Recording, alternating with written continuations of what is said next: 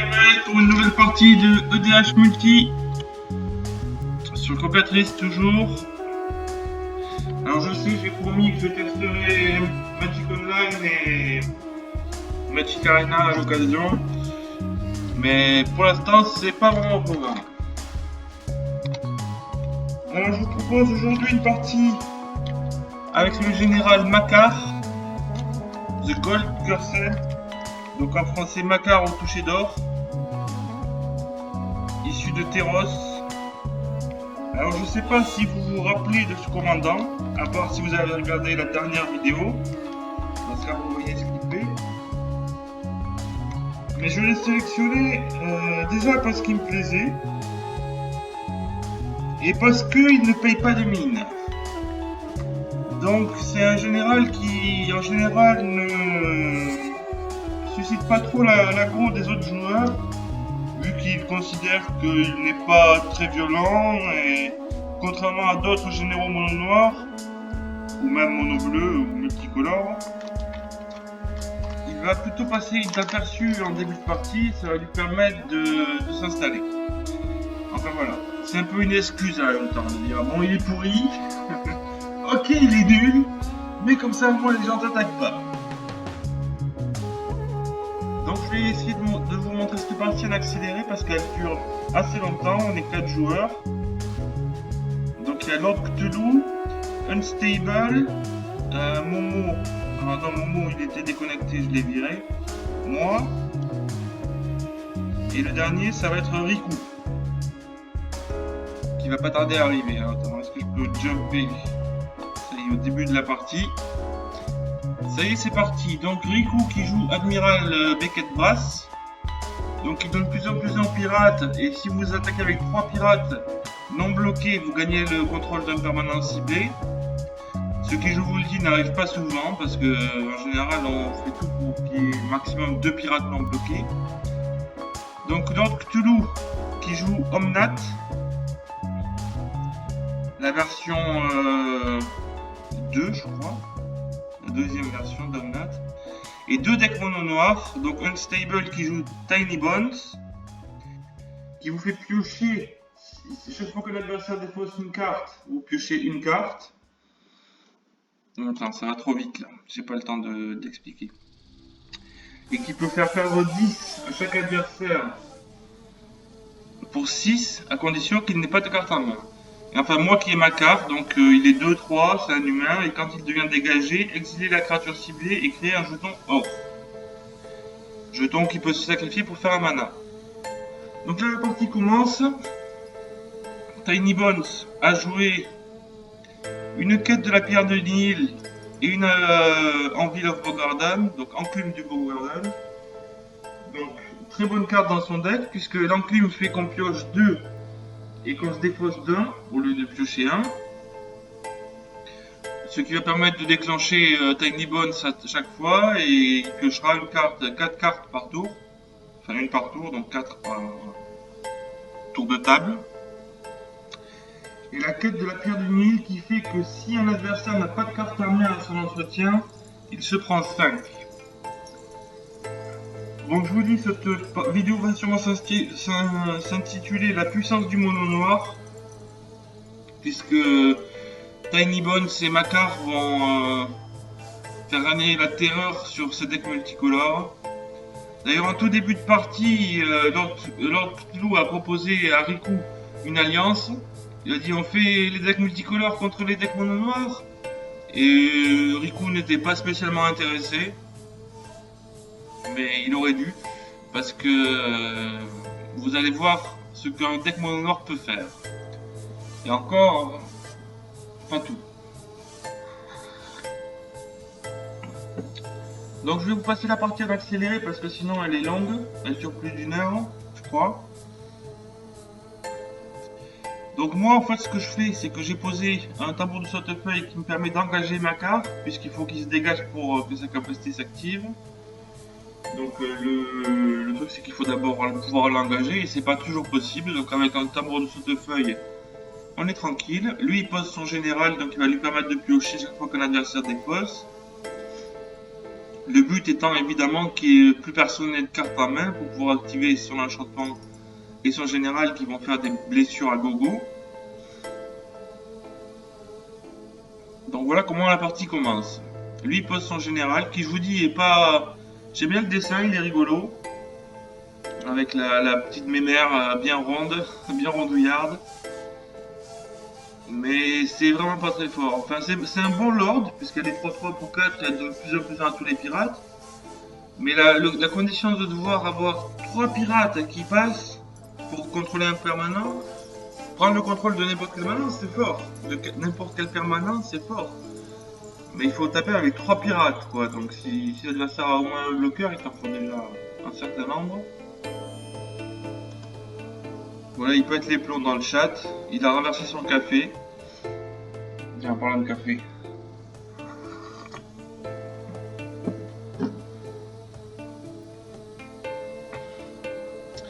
Donc là c'est le tour de Tiny Bones qui va lui aussi bien sortir. Je sais pas comment il s'appelle en français. Au début je le trouvais pas top. Et puis en fait c'est bien. Hein. Pour 2 il vous fait piocher. Donc il pose une horreur qui gagne plus de +2 à chaque fois qu'un adversaire se dépose d'une carte. C'est pas trop mal.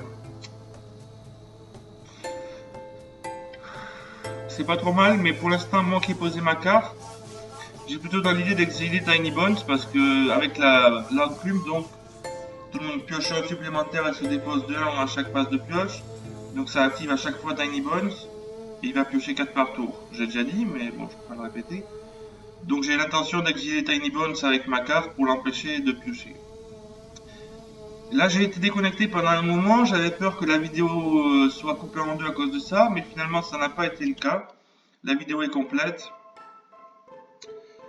Donc c'est pour ça que je vous la présente. Donc là il a posé Hullbreacher, le nouveau petit tondin pirate. Ah c'est un pirate. Qui fait qu'à chaque fois qu'un adversaire devrait piocher une carte supplémentaire, vous créez un trésor à la place. Et un time... alors je vois pas parce qu'il y a le truc de l'enregistrement qui est justement par dessus, je peux pas le bouger. Time Stream Navigator vous permet de jouer un tour supplémentaire pour 4. Si vous avez la City's Blessing, donc la bénédiction de la cité, c'est-à-dire 10 permanents, et il en a 2, 3, 4, 5, 6, 7, 8. Il n'en est pas très loin.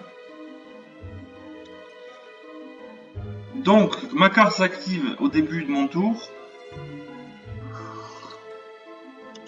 Là, c'est là que j'étais déconnecté.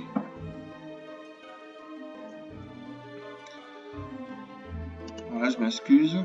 La partie peut reprendre. Donc, j'engage ma carte avec le tambour. Quand il se dégage, il va exiler une créature.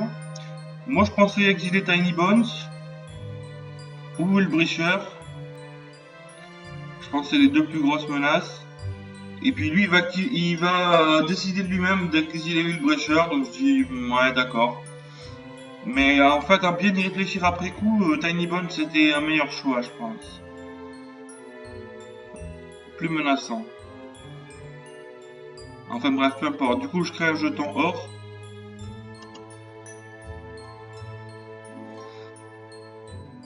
Je pose des coffres de la coterie. Que je suis allé chercher avec un Besiege the Queen. Puisqu'en fait, il y a un petit truc que je dois vous expliquer dans ce deck. Que je vous expliquerai dans la deck tech. C'est que dans le deck Makar, il y a beaucoup d'artefacts. D'ailleurs, le deck s'appelle le trésor maudit du roi Makar. Il y a tout un assemblage, une série de terrains non base, dont Cabal Coffers, coffre de la connerie, les coffres de la coterie, pardon, qui vous fait donc beaucoup de mana noire. Si vous jouez Orbe de l'hiver, vous dégagez que le coffre et l'anneau solaire, et vous avez tous les tours pleins de mana et les adversaires n'ont rien. Donc c'est un peu ça le combo. Ça vous permet de dégager un terrain ciblé, donc vous pouvez vous en servir pour doubler l'effet. Après, il y a Urborg qui vous permet d'avoir plus de marées, que tous vos terrains de base sont des marées, etc., etc. Donc il y a une série, il y a peut-être presque une dizaine de terrains spéciaux qui vont tous de pair et d'artefacts pour optimiser les coffres, quoi. Donc là, j'ai posé coffre. Avec Expedition Map, je suis allé chercher le temple déserté. Et vous allez voir, ça va être important dans cette partie en fait, parce que je vais réussir avec seulement 6 ou 7 terrains à produire énormément de mana. Et à gagner un peu comme ça. Donc lui il se dépose d'une carte au hasard puisqu'il a posé... Ça c'est une très bonne carte. Abîme sans fond. Durant l'entretien de chaque joueur, ce joueur se dépose d'une carte au hasard. Alors moi j'ai très longuement joué Défausse. D'ailleurs c'est par ça que j'ai commencé. Quand j'ai commencé Magic, avec des spectres hypnotiseurs, des Imtuturak, des convulsions cérébrales, tout ça. Et alors il y a une leçon si vous jouez Défausse, c'est qu'il faut faire défausser au hasard. Parce que si vous laissez à l'adversaire le choix de ce qu'il se défausse, eh bien, il va toujours défausser les trucs les plus pourris et garder les meilleures cartes. Donc entre chaque adversaire se défausse d'une carte et chaque adversaire se défausse d'une carte au hasard, c'est énorme la différence en fait. Là il a défaussé un Omnath, un autre Omnath. Donc ça c'est le 3 couleurs. Et il a défaussé le 2 couleurs. Là il dit, je vais faire un arpenteur, s'il vous plaît ne me le tuez pas. Et en fait il va faire Pain of Progress, donc excellente carte, très puissante. Parce que c'est un goton qui détruit tous les artefacts, un goton. Potentiellement un goton qui détruit tous les artefacts et les enchantements. Donc tous les trucs de défausse qu'il avait posé, il avait posé une purification de réclamation aussi, j'ai oublié de le dire. Tous ces enchantements et tous mes artefacts au cimetière. Donc petit retournement de situation qui hélas ne va pas suffire à lui faire gagner la partie.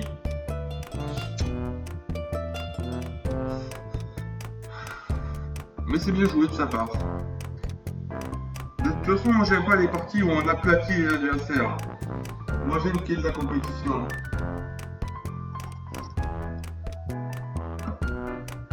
Pour moi, compétitif, ça veut dire que l'adversaire résiste. C'est des victoires sur le fil. Je préfère perdre sur le fil que gagner sans que l'adversaire n'ait rien fait de toute la partie. Donc là, il peut s'envoyer une progresse. Les artefacts et les enchantements sont détruits.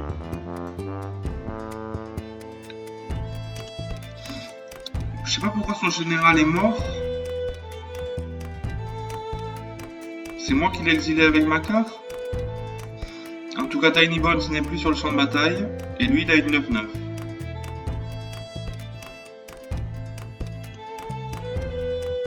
Je vous dis, le deck pirate, le problème, c'est que ça manque un peu de choix encore. Ah donc là, il pose un canon qui fait une blessure. Et quand vous jouez un pirate, dégagez-le. Bon, c'est un peu nul. Et ça, j'aime bien. Le fantôme de Ramirez de Pietro. Parce que Ramirez de Pietro, c'était une légende de Legends. Donc qu'est-ce qu'il fait déjà? Il peut pas être bloqué par des créatures qui ont 3 ou plus d'endurance. Et quand il affiche des blessures de combat à un joueur, choisissez une carte qui a été mise dans le cimetière ou défaussée ce tour-ci et mettez-la dans la main de son propriétaire. Et il a partenaire. Donc je pose Maze of It, que vous devez connaître normalement. Ça permet de dégager une créature attaquante et de la retirer du combat. J'attaque avec ma carte et je le dégage. Petit combo, carte indispensable pour ma carte. Et j'exile Ramirez de Pietro justement. Pas qu'il soit spécialement fort, mais c'est... Je sais pas, il y avait la 9-9, j'aurais pu exiler la plus grosse créature. J'ai choisi d'exiler Ramirez de Pietro. Et j'ai gagné un jeton or.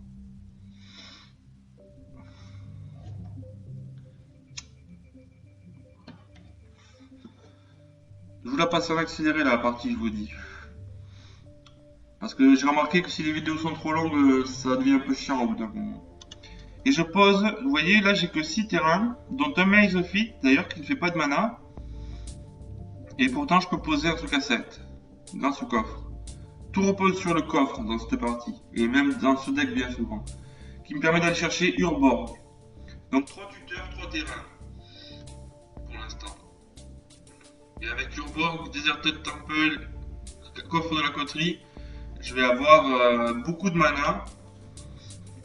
Et je pourrais faire le Torment of Hellfire, je crois, à 8.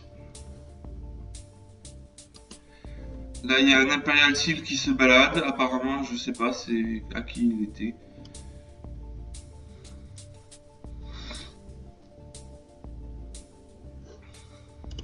Il me dit, c'est toi qui allais le chercher avec le démon. Je dis non, je suis en bord avec le démon. Donc je sais pas. Là, il pose un petit arpenteur.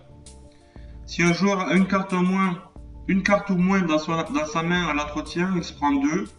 Et pour -1, le joueur ciblé se défausse d'une carte. Donc c'est vraiment un deck axé défausse. Donc c'est intéressant de cette partie. Parce qu'on a 2 decks mono noir. Et qui sont basés chacun sur un principe différent. Donc moi le mien il est moitié Stax, moitié Cabal Coffers. Et le sien il est 100% défausse. Il y a un peu de réanimation d'ailleurs, comme vous pouvez le voir. Il y a un peu de gestion, un peu de défausse, un peu de réanimation. Enfin beaucoup de défausse.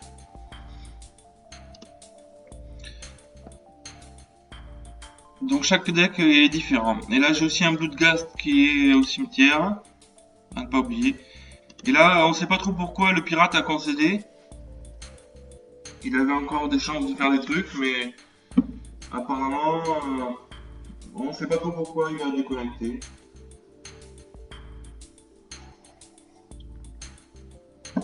Pas forcément un rage quit, puisqu'il n'était pas spécialement en train de perdre. Je sais pas, il y a quelque chose qui lui a pas plu.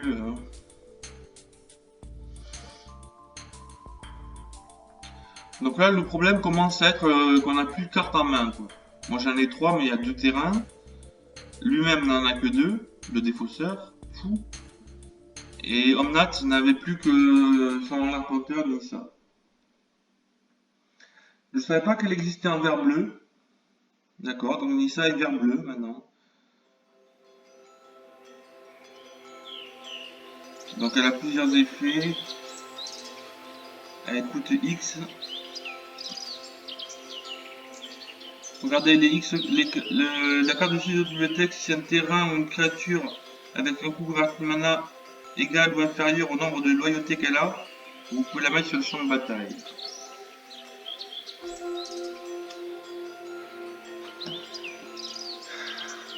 Et là il nous supplie de ne pas la tuer, mais j'avais pas l'intention de la tuer de toute façon. En plus, bon, je la trouve pas forte. Il a juste une grosse 9-9 qui peut faire des choses.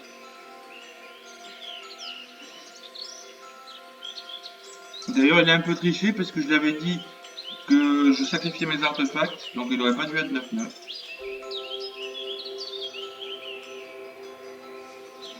Bon, il supplie. S'il vous plaît, laissez-moi avoir mon arpenteur. Donc à moi de jouer, je pioche encore un terrain. Je pose sur bord. Donc là, on va calculer vite fait. Celui-là, je l'engage. Ça coûte 2. Donc 1, 2, 3, 4, 5, 6, 7, 8, 9, 10. J'ai 11 mana. Et je peux faire ça à 9, mais je le fais à 8 pour garder le Mexophyte. Donc ça, si vous connaissez pas, c'est la nouvelle condition de victoire du mono noir. Chaque joueur paye 3 points de vie à moins qu'il ne défausse une carte ou sacrifie un permanent non terrain. Répétez ce processus X fois. Donc 8 fois. Et ça en général ça fait le ménage, quoi.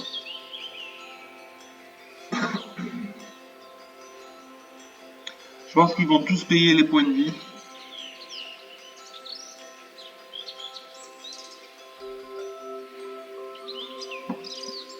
Lui il va passer à 1 d'ailleurs, puisque 8 fois 3 égale 24. Génie des mathématiques. Et que 25 moins 24 égale 1.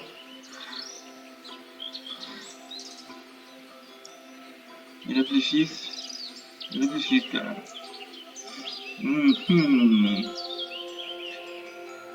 Il concède.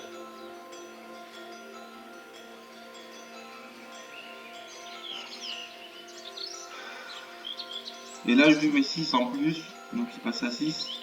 Il est vraiment au bord de la mort. Et je tue son arpenteur. Donc je me dis, ça y est, là, ma combo a marché, Urbor plus coffre de la connerie égale victoire. Mais tout n'est pas fini, puisqu'il va jouer vague de mutilation. Toutes les créatures gagnent moins 1 jusqu'à la fin du tour pour chaque marée que vous contrôlez. Donc en fait, il va détruire le bord, quoi. Et ça va continuer un petit peu entre nous deux. Sachant que moi, en fait, je suis à 40 pour l'instant. Personne ne m'a fait de blessure. Ça va être une guerre d'attrition. Puisqu'on va tous les deux avoir chacun plus de cartes en main. Juste notre général. Non, il fait nécromancie sur le Scrivener. Lui permet de piocher 2 cartes quand il n'a pas de carte en main. Et moi j'ai plus de gâte. Donc on va chacun avoir juste des toutes petites créatures. Sachant que je suis à 40 et qu'il est à 5. Il m'attaque avec Rancule. Turlupin en français. Mais je fais le Maze of It. Je l'exile. Et là, ça pourrait durer un moment comme ça, avant que quelqu'un décroche la victoire, mais en fait, il va concéder. Puisqu'avec ma carte, je peux lui exiler toutes ces bêtes. Ah oui, mais il n'a pas bougé tout de suite. Il veut faire un boule de nécrogène. Et finalement, il gaspille tout son mana pour faire un Torment of Hellfire. J'ai largement quoi payer en point de vie, mais je sais pas pourquoi je dépose mes terrains. Bien que j'en ai pas besoin. Et pour finir, pour l'achever, on va dire, je pose un lock. Une orbe statique qui fait qu'aucun joueur ne peut dégager plus de 2 permanents par tour. Donc je vous dis, le but c'est de dégager anneau solaire plus coffre de la coterie pour avoir du mana à gogo. Je refais toujours le coup. J'exile sa créature avec ma carte.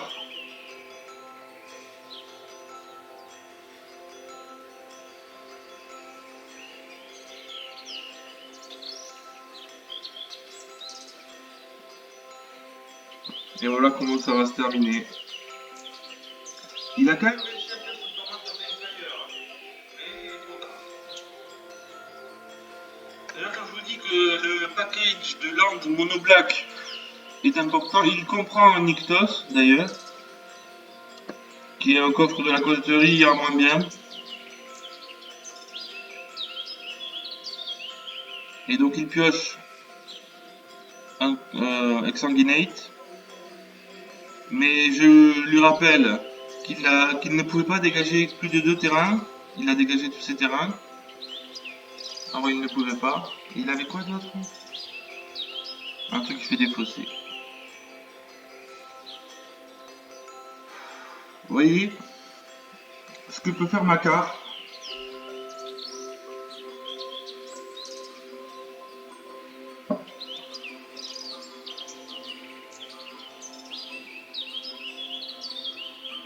Et là, la partie est finie. Voilà, je voulais vous montrer cette partie puisque pour vous montrer à quel point le coffre de la coterie est une carte indispensable et comment dans cette partie Macar a bien fait son boulot. Il a exilé au moins 5 ou 6 créatures. Donc c'était plutôt sympa de mon côté. Dommage qu'il y en a que le pirate ait concédé si tôt. Mais bon, ça ce sont des choses qui arrivent. Moi-même ça m'arrive parfois de concéder parce que il y a quelqu'un qui frappe à la porte et je suis obligé de quitter la partie ou n'importe quelle autre raison qui font que je suis obligé de quitter la partie en plein milieu.